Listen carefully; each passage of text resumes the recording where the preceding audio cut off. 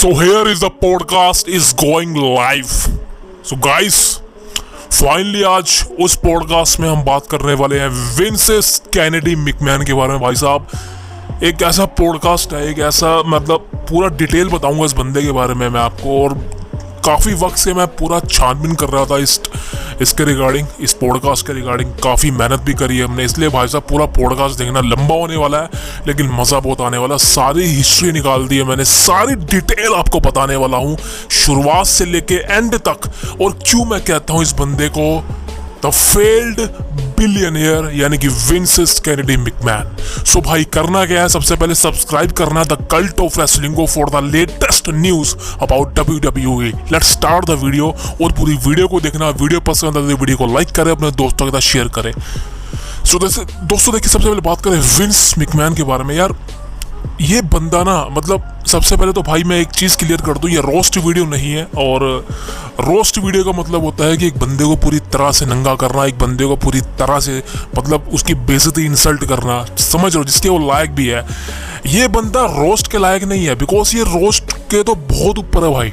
मतलब roast is the word like कि आपने किसी की परमिशन ली उसको रोस्ट करने की, वहां तक ठीक है। लेकिन ये जो बंदा है भाई, ये उससे बहुत ऊपर है। इसलिए हम इसको रोस्ट नहीं करेंगे, इसको आज हम पूरी तरह से इसके अलग अलग पार्ट्स करेंगे, डिवाइडेड करेंगे और बताने वाला हूं भाई साहब क्या क्या वजहों से this man is failed billionaire. अब देखिए, सबसे पहले बात करें शुरुआती विंस मैकमैन के करियर की। यार ये बंदा ना एक जर्नलिस्ट था, यानी कि जैसे कि मीडिया में आप देखते हैं ना, माइक लेके पहुंच जाते बंदों के पास, भाई साहब क्या हाल है, क्या कर रहे हैं, देश का क्या हाल है। उसी तरीके से बंदा था, बहुत शुरुआती है। मैं बात कर रहा हूँ 1975 के आसपास की। ये बंदे ने शुरुआत करी थी इसके डैडी की, यानी कि विंसेस जे केनेडी मैकमैन, इसके फादर का नाम थे इनके, उनके नाम पे कंपनी थी WWF। मतलब उस समय इस्टेब्लिश नहीं थी, बिकॉज ये कंपनी 1963 में इस्टेब्लिश हुई थी। उस वक्त एक ये NDA प्रमोशन था, WWE कंपनी नहीं थी, WWF कंपनी नहीं थी, एक जस्ट एन NDA प्रमोशन था।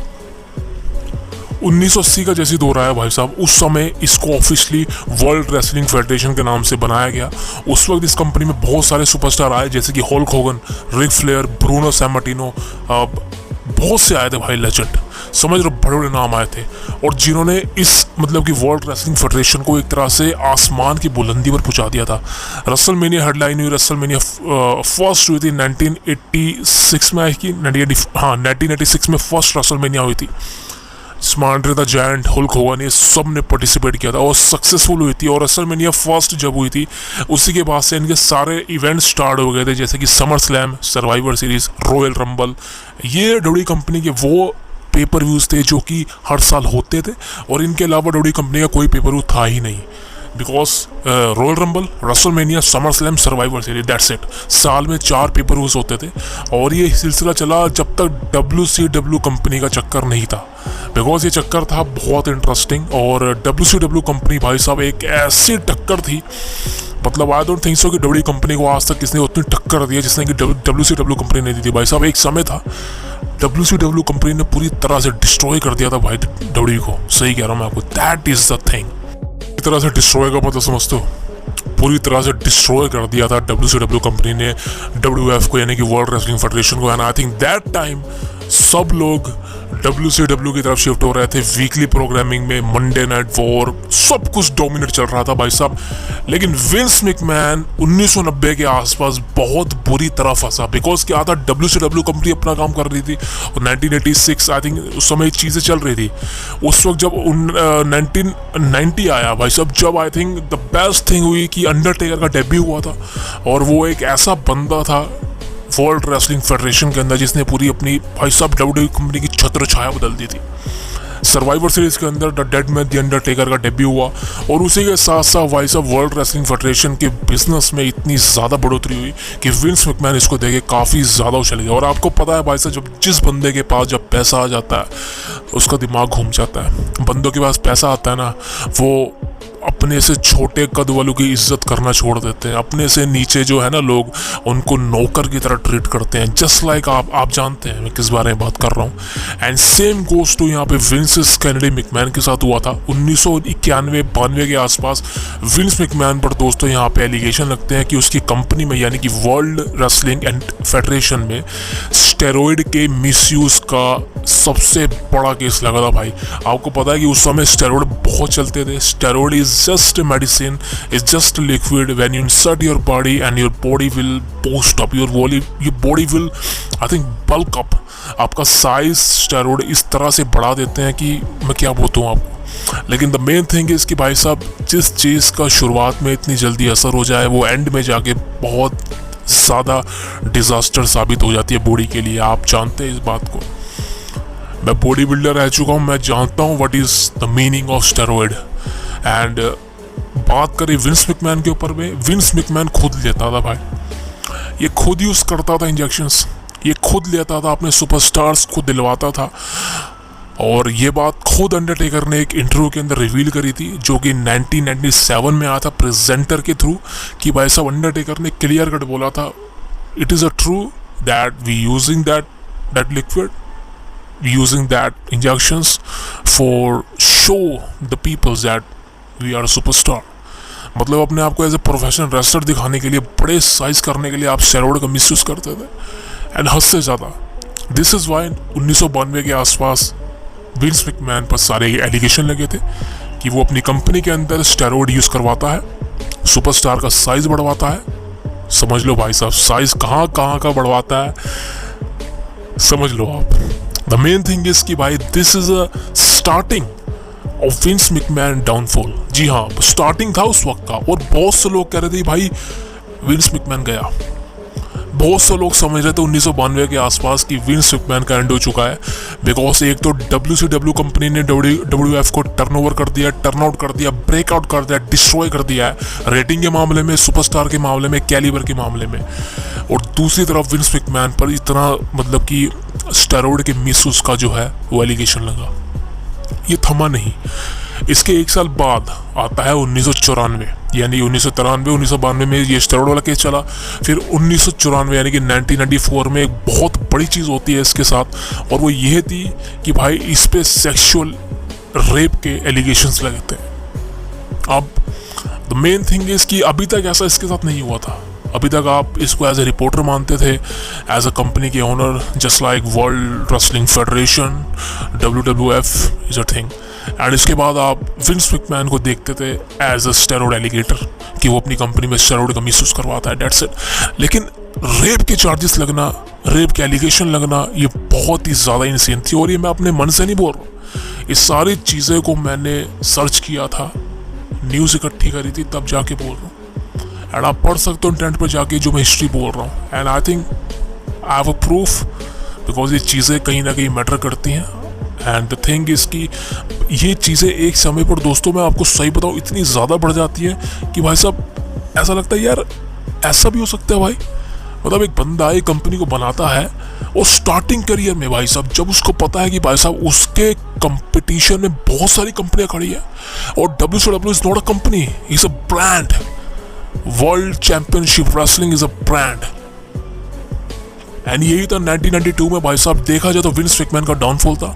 एंड बिकॉज 1990 और 1991 में जाके अंडरटेकर का एक डेब्यू हुआ था जिसकी वजह से कंपनी को काफ़ी बूस्ट मिला था। बट 1992 के आसपास ये सारे एलिगेशन स्टार्ट हुए, उसके बाद सेक्सुअल एक्टिवेशन चीज़ें हुई। एंड आप समझ सकते हैं कि भाई साहब जब बंदे के ऊपर इतने ज़्यादा एलिगेशन लग जाते हैं तो उसका टिकना बहुत मुश्किल हो जाता है। लेकिन विंस मैकमैन भाई साहब समझ सकते हैं कि पैसे की पावर रखता था, पैसे का दम रखता था। और कहीं ना कहीं उस समय सोशल मीडिया की वजह से, मतलब सोशल मीडिया ना होने की वजह से बोल रहा हूँ, नहीं था सोशल मीडिया तो भाई उस समय सोशल मीडिया नहीं था, इंटरनेट जैसी कोई चीज़ नहीं थी दुनिया में। और जिस वजह से विंस मैकमैन की सारे एलिगेशन कहीं ना कहीं मीडिया में प्रेजेंट नहीं हुए। मतलब मीडिया का मतलब है कि ज़्यादा बड़ी आगे तक नहीं पहुँचे, बिकॉज आई थिंक कोई फॉरवर्डिंग चीज़ नहीं थी जैसे कि आज के समय पे है। समझ सकते हो ना। This is why Vince McMahon का चलना आगे जाके सही था, उसका कोई कुछ उखाड़ नहीं पाया। सही कह रहा हूँ, कोई कुछ उखाड़ नहीं पाया, बिकॉज उस समय वर्ल्ड रेसलिंग फेडरेशन एक वैसा ब्रांड था कि भाई साहब जो हार्डकोर रेसलिंग प्रेजेंट करता था। समझ सकते हो, हार्डकोर रेसलिंग। और WCW कंपनी स्टार्टिंग हुई थी, लेकिन भाई साहब उस कंपनी ने स्टार्टिंग में ही विंस मैकमैन को धूल चटा दी थी, जिससे विंस मैकमैन काफ़ी परेशान था। समझ सकते हो, is a thing that. And उसके बाद दोस्तों चीज़ें और बिगड़ती गई, because WCW company world Wrestling federation को डोमिनेट करती रही हर साल। 1995, 95, 96, 97, 98, 99 डोमिनेट करती गई भाई, डोमिनेट। लेकिन जब स्टोन कोल्ड स्टीव ऑस्टिन 1997 में डेब्यू हुआ, उसके बाद से भाई साहब वर्ल्ड रेसलिंग एंटरटेनमेंट कह लीजिए, वर्ल्ड रेसलिंग फेडरेशन कह लीजिए, एक तरह से भाई साहब पूरी छत्र छाया पलट दी। स्टोन कोल्ड स्टीव ऑस्टिन को इसलिए ग्रेटेस्ट ऑफ ऑल टाइम बोलते हैं बिकॉज इस बंदे ने एक ऐसी कल्ट की शुरुआत करी थी जैसे कि सीएम पंक ने करी थी। समझ रहे हो, स्टोन कोल्ड और CM Punk is a same thing. Stone cold ने 1997 में डब्ल्यू कंपनी को संभाला था और सीएम पंक ने 2011 में डब्ल्यू कंपनी को संभाला था, तो दोनों की पोजीशन सेम है। स्टोन कोल्ड स्टीव ऑस्टिन ने भाई वो काम करके दिखा दिया था कि विंस मैकमैन भाई सब चाटने लगा था उसकी, जो वो कहता था वो करता था। आपने देखा होगा कि स्टोन कोल्ड विंस के कितने सेगमेंट होते थे, द मेन इवेंट सेगमेट, यहाँ तक कि स्टोन कोल्ड ने तो भाई अंडरटेकर के गिमिक को भी फेल कर दिया था, सोचो एक समय पे। और वो कितनी बार सोचो back to back Royal Rumble जीतना, रेसलमेनिया को हेडलाइन करना, रॉक को बैक टू बैक हराना, टाइटल जीतना, तो स्टोन कोल्ड स्टीव ऑस्टिन वाकई में उस बंदे ने सेव किया था डब्ल्यू कंपनी को। और डब्ल्यू कंपनी के टक्कर में भाई साहब यही बंदा था जिसने डब्ल्यू कंपनी को टक्कर देने में मदद करी थी। और मंडे नाइट रॉ की रेटिंग एक समय पे मंडे नाइट वॉर यानी कि डब्ल्यू कंपनी का जो शो था नाइट्रो, उसको बीट कर चुकी थी। और 1998 में यही हुआ था।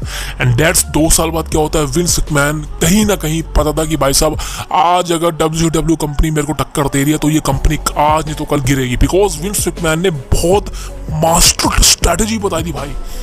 विंस मैकमैन ने दिमाग लगाया कि भाई साहब वो डब्ल्यू कंपनी को गिराया कैसे, और आई थिंक उसने वर्ल्ड चैंपियनशिप रेसलिंग को इस तरह से गिराया कि किसी ने उसका यकीन ही नहीं किया, बिकॉज आई थिंक किसी को पता नहीं चला भाई ये हो कैसे गया। मैं जस्ट ये कहना चाहता हूँ, आप ये फोटो देख सकते हैं, यहाँ पे विंस मैकमैन ने क्या किया था भाई साहब, देखा जाए मंडे नाइट्रो यानी कि जो वर्ल्ड चैंपियनशिप रेसलिंग का शो था द मंडे नाइट वॉर, वहाँ पे जाके अनाउंसमेंट करता है कि मैंने वर्ल्ड चैंपियनशिप रेसलिंग यानी कि WCW को परचेज कर लिया है, खरीद लिया है। और शेन मैकमैन ने पूरी तरह से नाइट्रो को हेडलाइन कर लिया था, कब्जा कर लिया था उसके ऊपर, हाईजैक कर लिया था, सोचो। सो वहाँ से विंस मैकमैन की शुरुआत एक ऐसी थी कि भाई साहब इस बंदे ने पीछे मुड़ के नहीं देखा, और जितने भी एलिगेशन इस पर लगे थे, स्टेरॉइड केस के, मिसयूज के, सेक्सुअल एबिशन, चाइल्ड एक्सक्यूज, वो सारे के सारे धुल गए भाई। धुलने का मतलब है कि वो खत्म नहीं हुए, लेकिन लोग उनको भूल गए, बिकॉज लोगों की नज़रों में भाई साहब ये वर्ल्ड रेसलिंग दिखा रहा है, ये एंटरटेनमेंट दे रहा है हमको, ये फेडरेशन दिखा रहा है, इनने WCW कंपनी को पछाड़ के रख दिया भाई साहब। This is the Vince McMahon era, this is a thing that never forget in the past और फ्यूचर।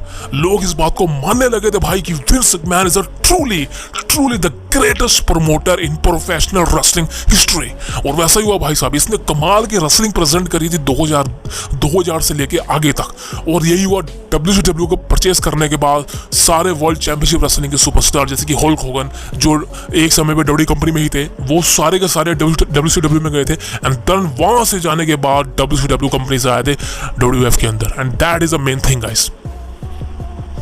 मुझे माफ़ करना मैं थोड़े वर्ड गलत बोल दूं, लेकिन भाई साहब वीडियो काफ़ी लंबी है, इसलिए भाई साहब मुझे फास्ट फॉरवर्ड बोलना पड़ेगा, नहीं तो आप भाई 1.5-2 घंटे कहाँ बैठोगे। तो माफ़ करना भाई, मेरी ज़बान फिसल जाए अगर, बिकॉज काफ़ी ज़्यादा सर्च करी है और काफ़ी लंबी video, that is sorry for that.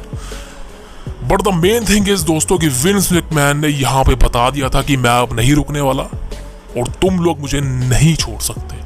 And Hulk Hogan की बात करें, हम रिक फ्लेयर की बात करें, एरिक बिगशॉफ की बात करें, Eric Bischoff is truly the main headliner जिसने विंस मैकमैन की हेल्प करी थी, जिससे वो WCW कंपनी को हरा सके, खरीद सके।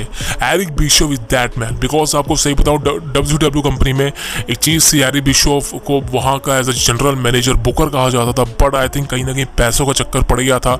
और आपको पता है कि उस समय TNT चैनल होता था और TNT चैनल पर WCW आती थी, उस समय वहाँ के राइट प्रॉब्लम हो गई थी, बिकॉज रेटिंग गिर रही थी उस कंपनी के लगातार।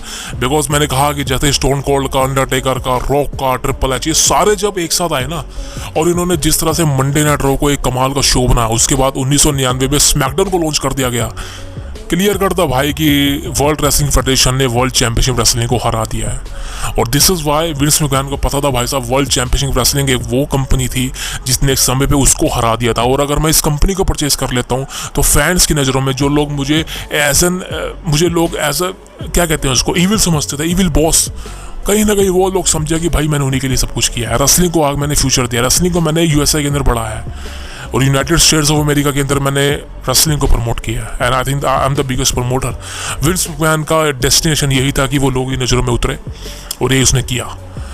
उसने वर्ल्ड चैंपियनशिप रेसलिंग को खरीदा, उसका टाइटल वर्ल्ड हैवीवेट टाइटल, जो पहले वर्ल्ड चैंपियनशिप रेसलिंग का था, उसने अपनी कंपनी यानी कि वर्ल्ड रेसलिंग फेडरेशन के अंदर इसका डेब्यू करवाया और आई थिंक रॉक को दिया था, ट्रिपल एच को दिया था आई थिंक। सो आप समझ सकते हैं कि विंस मैकमैन किस तरह से बिजनेस की जानकारी रखता था। इसलिए भाई तो शुरू से ही विंस मैकमैन का कोई कुछ नहीं उखड़ पाया, because the main thing is कि इस बंदे को पता था कि मुझे लोगों का ब्रेन वॉश कैसे करना है। इस बंदे को पता था कि उस समय, मतलब कि उस समय की बात बता रहा हूँ, पुराने समय की बात, कि इसको पता था भाई साहब इसको किस तरह चलना है। अगर उस समय एलिगेशन भी लगे थे भाई, वो प्रूफ नहीं हुए, समझ रहे हो, बिकॉज इस बंदे के पास एक स्ट्रैटेजी हुआ करती थी, किसी का मुंह बंद कर देना पैसों से, समझ रहे हो। वो आज के समय में भी होती है, लेकिन उस समय बहुत ज़्यादा थी, बिकॉज टेलीविज़न इतना नहीं था, लोग लाइव देखते थे ज़्यादा, समझ रहे हो, चैनल्स इतने नहीं होते थे, केबल टीवी नेटवर्क नहीं होता था, स्ट्रीमिंग नेटवर्क नहीं होता, इंटरनेट नहीं था। तो दिस इज़ वाई एक प्लेटफॉर्म था लाइव ऑडियंस के लिए, और विंस मैकमैन ने वही किया था, अपने आप को एज अ बिल्ड किया as a businessman, the biggest businessman, the biggest businessman in professional wrestling industry. और आई थिंक अपने आप को रेसलमेनिया की इंडस्ट्री का बॉस कहने वाला बंदा विंस मैकमैन ये जानता था कि रेसलमेनिया उसका एक ऐसे लेवल का इवेंट है जिसको पूरे वर्ल्ड में देखा जाता है, पूरे वर्ल्ड में रेसलमेनिया का इवेंट को देखा जाता है। विंस मैकमैन जानता था, तभी उसको मिलियंस डॉलर्स मिल रहे थे, तभी वो अर्न कर रहा था millions dollars, and this is why Vince McMahon का कोई कुछ नहीं बिगाड़ पाया। उसके बाद दोस्तों हुआ क्या था, वर्ल्ड रेसलिंग फेडरेशन के नाम से ये कंपनी चल रही थी, लेकिन उस समय एक केस और पड़ा। अब ये केस किसने पाया था, वो एंड ऑफ द डे थे, फास्ट फॉरवर्ड बताऊंगा, बिकॉज वर्ल्ड रेसलिंग फेडरेशन एक संघ होता था, फेडरेशन, और उस समय फेडरेशन के नाम से बहुत चीज़ें थी जो डेवलप नहीं थी। मतलब कि जैसे मान लीजिए मैंने एक नाम लिया और मैंने एक नाम को रजिस्टर्ड कर लिया आज, लेकिन उस नाम को मैंने अगले 20 सालों तक यूज़ नहीं किया, समझ रहे हो। अब अगर मैंने उस नाम को 20 साल तक यूज़ नहीं किया, इसका मतलब ये है कि वो नाम मेरा नहीं है, वो नाम मेरा ही है, लेकिन मैंने उसको यूज़ नहीं किया। लेकिन कल को कोई बंदा आता है, वो नाम यूज़ करके अपनी कंपनी खोल लेता है, तो वो चलाता है, लेकिन मैं उसको कुछ नहीं कहता हूँ। लेकिन दोस्तों जब मैं उससे अपना हिस्सा मांगता हूँ, वो मुझे हिस्सा देने से मना कर देता है। वो कहता है कि 20 साल तो हो गया, अब तू क्यों उठ रहा है। लेकिन इसको ये नहीं पता भाई साहब, तेरे में भले ही पैसे की पावर हो, लेकिन कानून मेरे हाथ में, बिकॉज वो नाम मेरा है। यही हुआ था वर्ल्ड रेसलिंग फेडरेशन के साथ। वर्ल्ड रेसलिंग हटा दीजिए, फेडरेशन का जो वर्ड था वो किसी ना किसी एक पार्टी का था, वो पार्टी उठ गई वो पार्टी, और उस पार्टी ने केस कर दिया विंस मैकमैन पर, उस कंपनी पर, यानी कि वर्ल्ड रेसलिंग फेडरेशन पर, WWF के ऊपर, कि फेडरेशन नाम हमारा है और इस नाम को हटाया जाए। और विंस मैकमैन केस हार गया था दोस्तों। जी हाँ, केस पहला केस था जो विंस ने नहीं जीता। उस समय पहली चीज थी जो विंस मैकमैन हार गया था। This is why the true story about that, कि विंस मैकमैन यहाँ पर फेडरेशन को हटाए जो उसके खिलाफ था।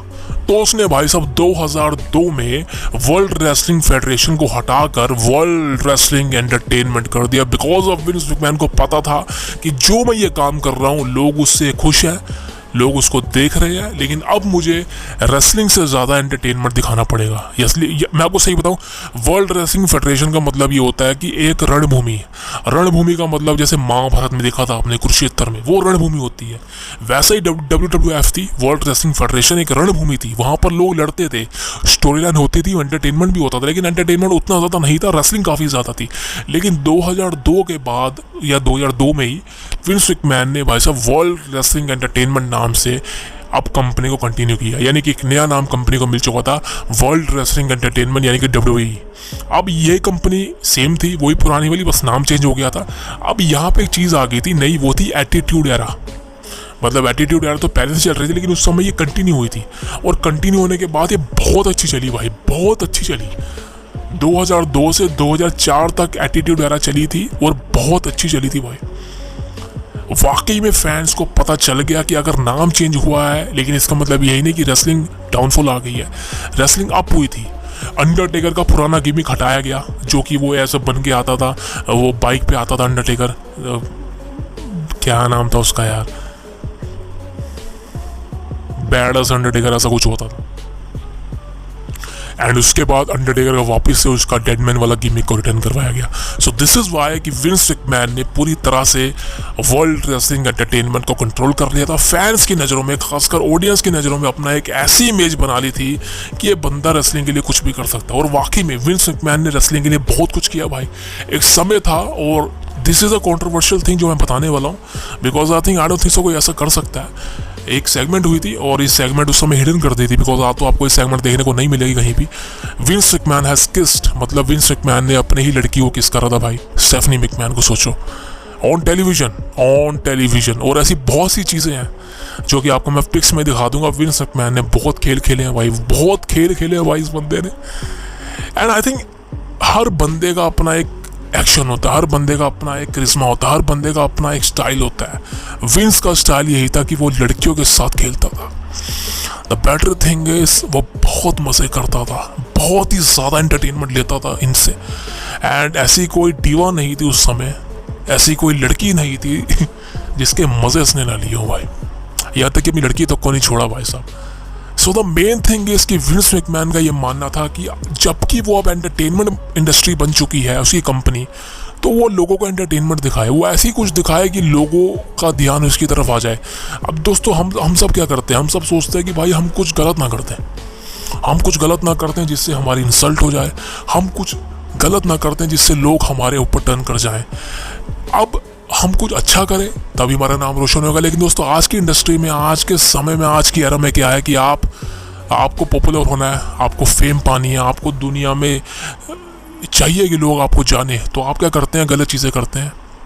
लड़कियों का हाल देख लो आजकल, लड़कियों का हाल देख लो आप। लड़कियां इतनी बदतर हो चुकी हैं, इतनी गंद हो चुकी हैं लड़कियां, मैं आपको बता नहीं सकता। आई एम सॉरी अगर कोई लड़की है मेरा वीडियो देख रही है, but this is a true. लड़कियों का बहुत बुरा हाल हो चुका है। मैं सिर्फ आपसे यही कहना चाहूँगा, भाई शादी मत करना, क्लियर बोल रहा हूँ, ना मैं करूँगा ना आप करना।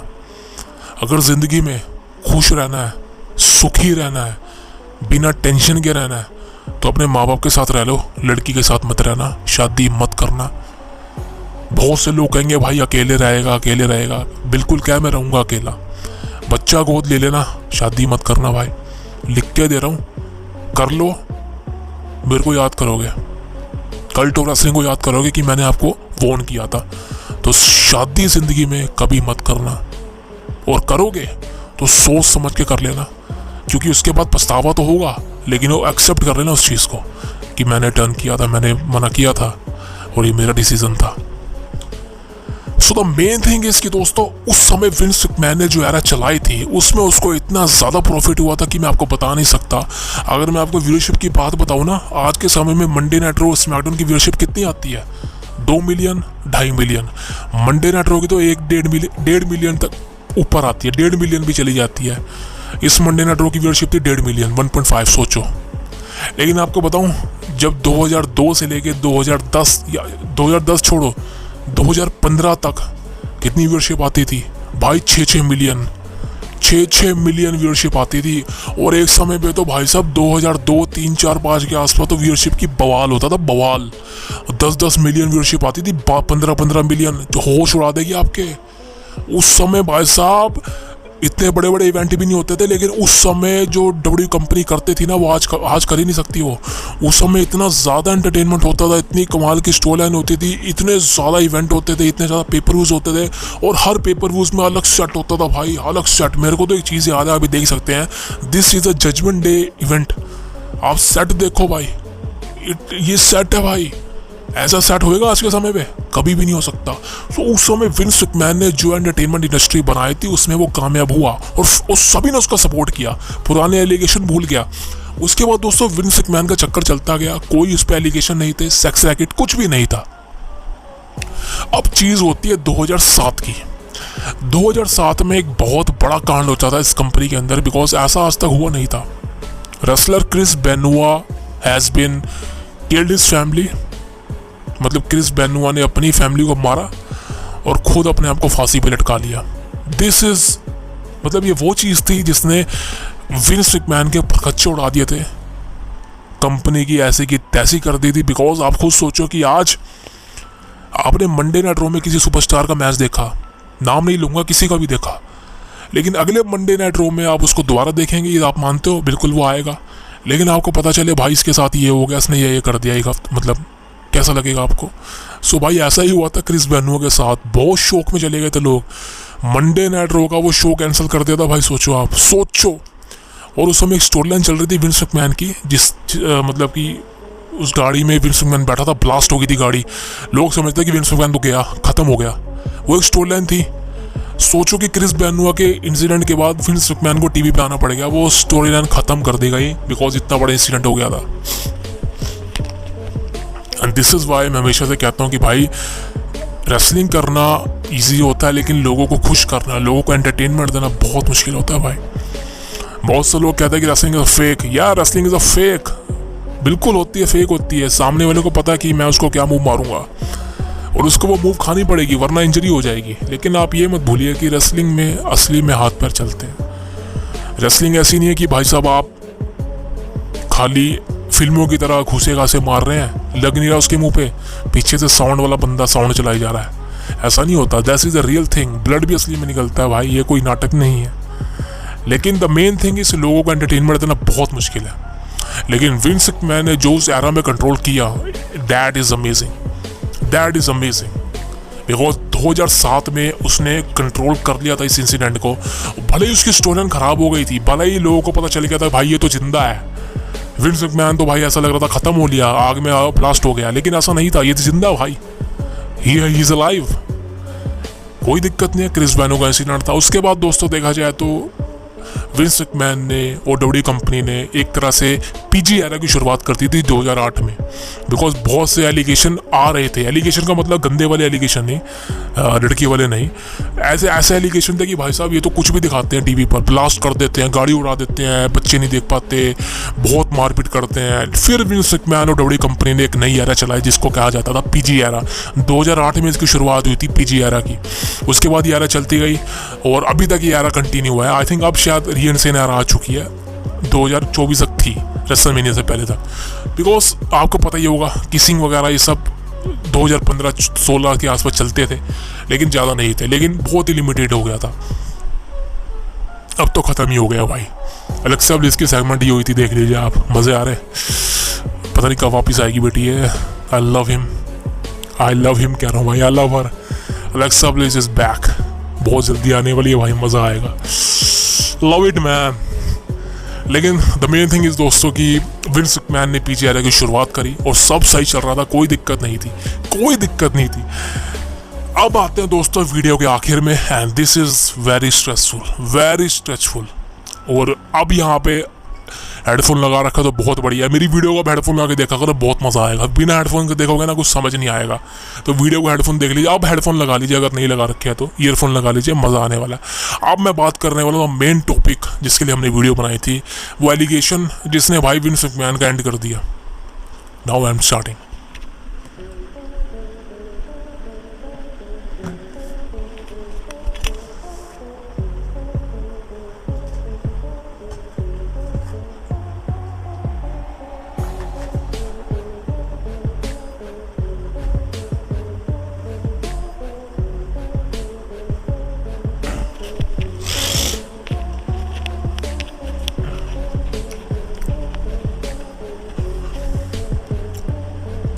तो दोस्तों साल था 2022, 2 साल पहले।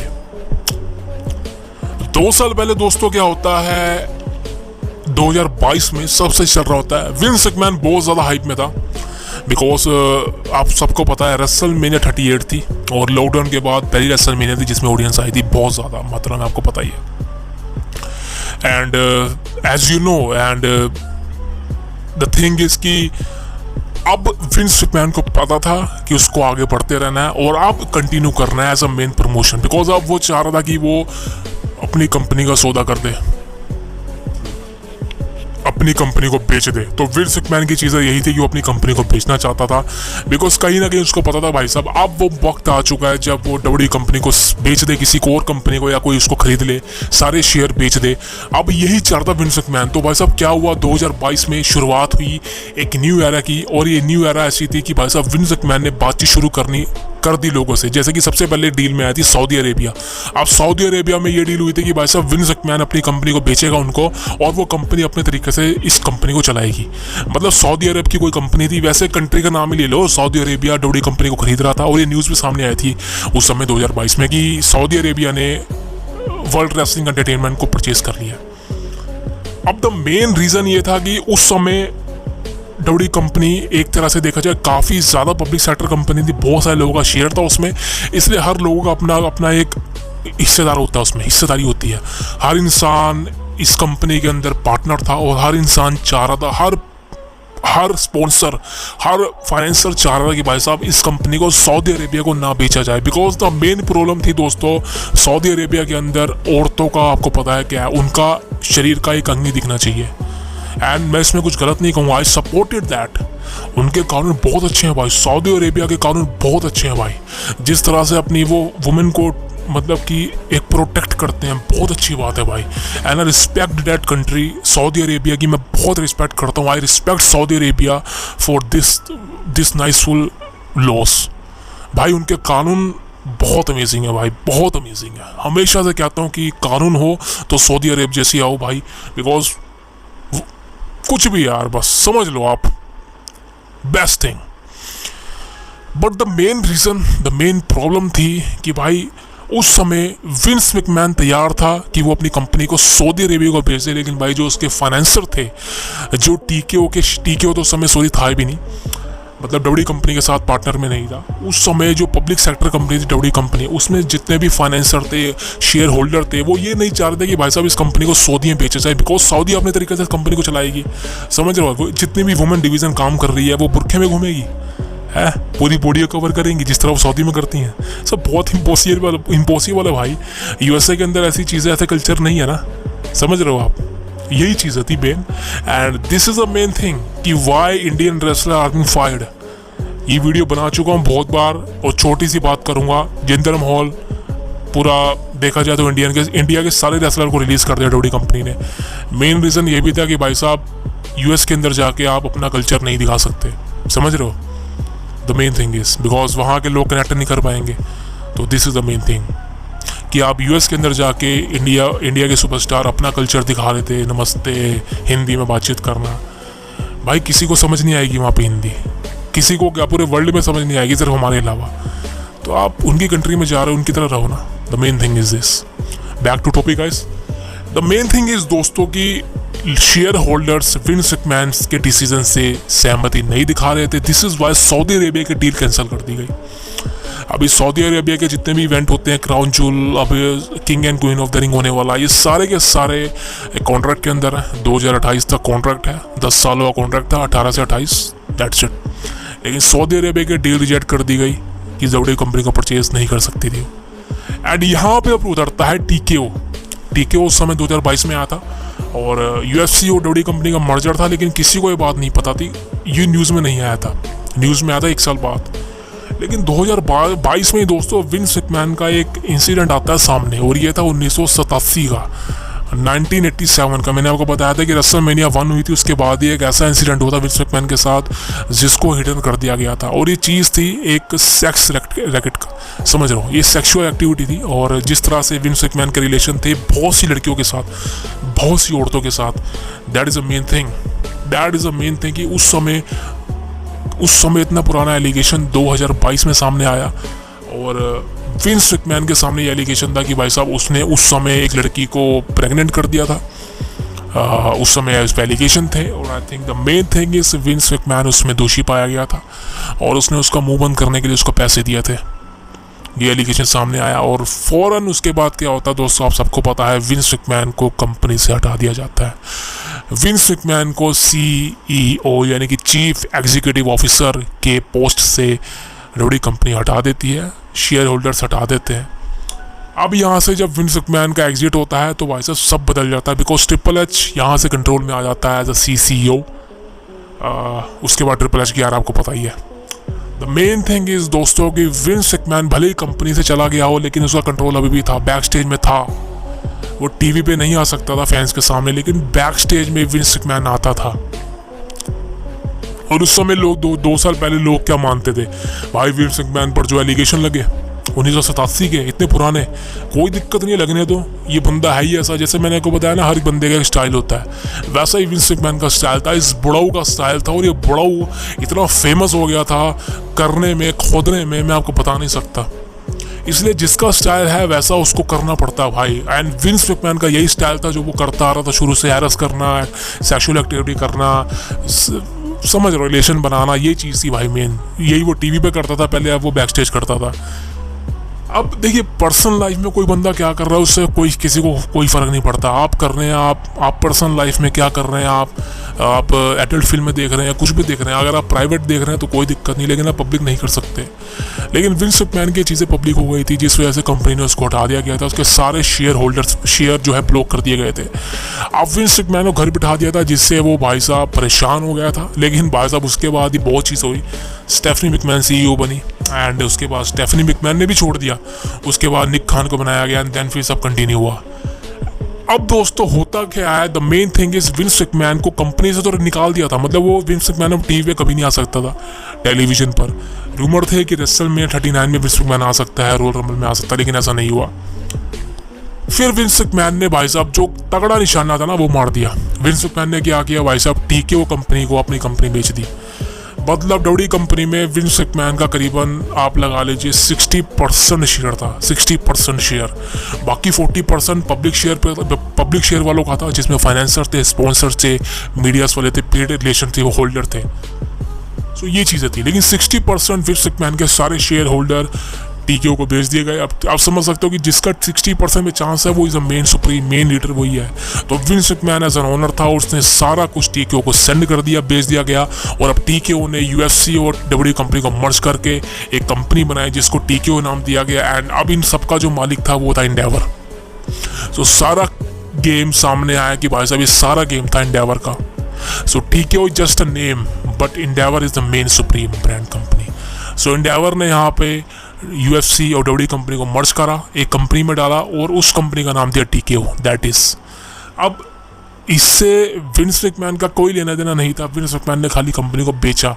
लेकिन अभी भी विंस मैकमैन कंट्रोल में था। रूमर तो ऐसे भी थे कि भाई ट्रिपल एच को हटाने वाला है विंस मैकमैन, बिकॉज रेसलमेनिया 39 में जिस तरह से विंस मैकमैन ने कंट्रोल ले लिया था अपने हाथों से, मेन इवेंट का सारा मैच चेंज कर दिया भाई। पूरा रेसलमेनिया 39 के रिजल्ट चेंज कर दिए थे विंस मैकमैन ने। आपको मैंने बताया था कि रेसलमेनिया 39 में जितने भी मैचेस हुए थे सबके रिजल्ट आमतौर पर विंस मैकमैन ने चेंज कर दिए थे। जैसे कि ब्रॉक लेसनर और ओमस का मैच विंस मैकमैन नहीं चाहता था, लेकिन वो चलो बुक था, हो गया, लेकिन ब्रॉक ने डिस्ट्रॉय कर दिया था। मेन इवेंट में सबसे बड़ा बवाल था, और कोडी रोड्स टाइटल जीतने वाला था। ट्रिपल एच ने ये डिसीजन था, लेकिन विंस ने चेंज कर दिया, रोमन को रिटेन करवा दिया।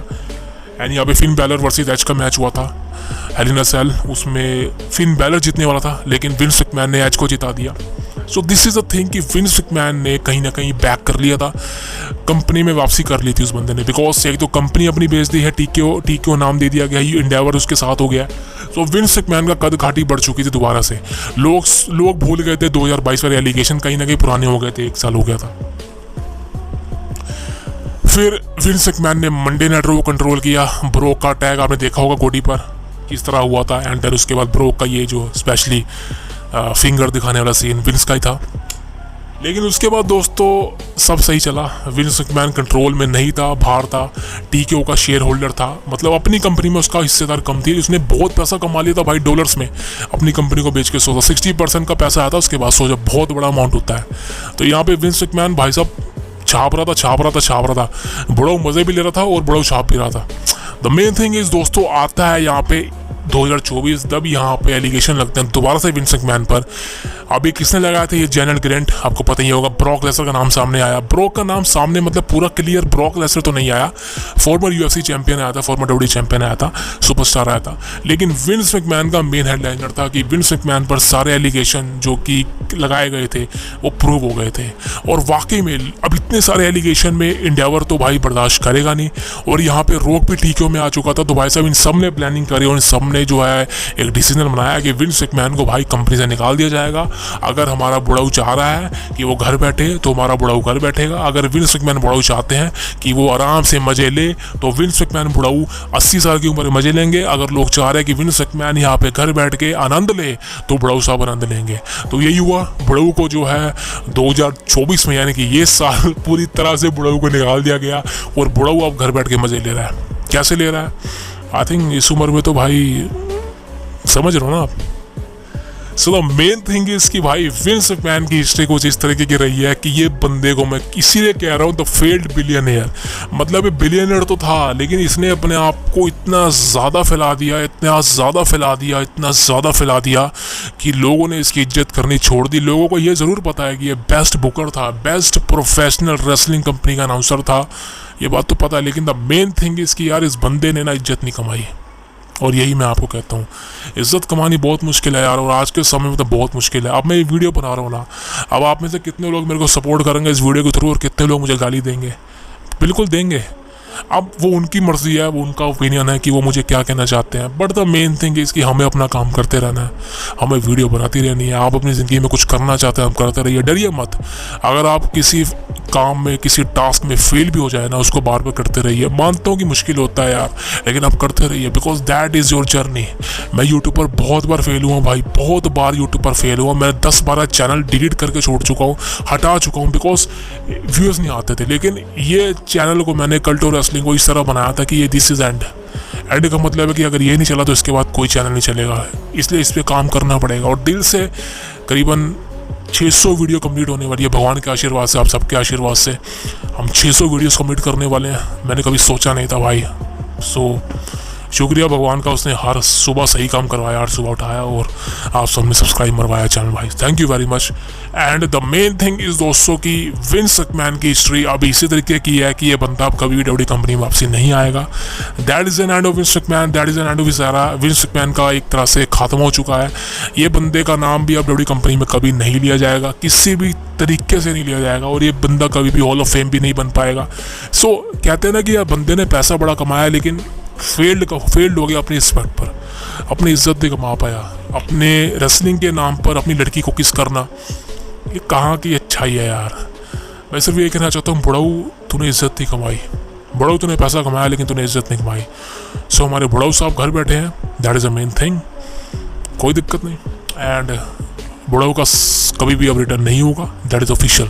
सो गाइस बताइए मुझे कैसी लगी वीडियो आपको। बहुत बहुत धन्यवाद। ये पॉडकास्ट सही तक था, लंबा था, और अगर आप इसी तरीके से पॉडकास्ट चाह रहे हैं सो मैं यही कहना चाहता हूँ भाई, बहुत बहुत धन्यवाद। एंड प्लीज़ इसी तरीके से वीडियो लाइक करें यार, चैनल को सब्सक्राइब करें, एंड प्लीज़ यार शेयर करें भाई। Thank you very much, see you next.